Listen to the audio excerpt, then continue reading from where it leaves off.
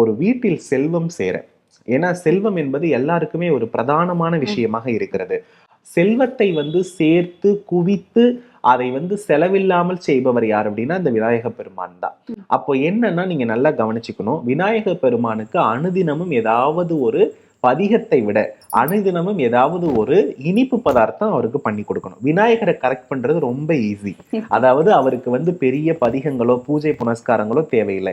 அதாவது பிடிமண்ணிலும் விநாயகர் இருக்கிறத நமக்கு நன்றாகவே தெரியும்.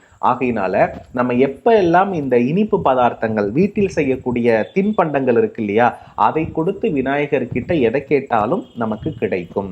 கோலத்துக்கு மின்காந்த சக்தி நிறைய உண்டு. நம்மளுடைய எனர்ஜியை ரிசீவ் பண்ணக்கூடிய தன்மை எல்லாம் கோலத்துக்கு உண்டு. இன்னொரு இதில் நான் அந்த கோலத்தோட மகிமையை சொல்கிறேன். இந்த புள்ளி வைத்த கோலம், இந்த நெளிவு கோலம், ஒவ்வொரு கோலத்துக்கும் ஒவ்வொரு விதமான ஆக்டிவேஷன் இருக்கு.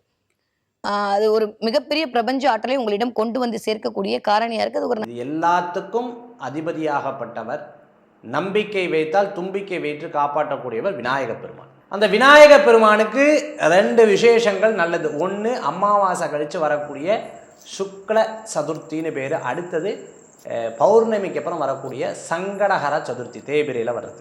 இந்த மாதத்தில் 2 விசேஷங்கள், வருஷத்துக்கு ஒரு முறை விநாயகர் சதுர்த்தி. இந்த 3 விசேஷங்கள் தான் பிள்ளையாருக்கு ரொம்ப ஸ்ரத்தையாக கும்பிடக்கூடியவர். அப்போ பொதுவாக தும்பிக்கை ஆழ்வார்னு சொல்லிவிட்டு ரொம்ப அழகாக இங்கேயும் கொண்டாடுவா. அப்போ இந்த இடத்துலையும் விநாயக பெருமானாக வழிபடுவது உண்டு. விநாயக பெருமானை வழிபட்டால் விக்னங்கள் வக்ரதுண்ட மகாகாய கோடி சூரிய சமர்ப்பிரப நிர்விக்னம் குருமே தேவ சர்வகாரியேஷு சர்வதாம். விக்னங்களை அறவே எரியக்கூடியவர் விநாயக பெருமான். அப்பேற்பட்ட விநாயக பெருமானை வேண்டினால், வணங்கினால் நம்மளுடைய கஷ்டங்கள் நஷ்டங்கள் பிரச்சனைகள் தீரும் அப்படின்னு ரொம்ப அழகாக கொடுக்கப்பட்டிருக்கு.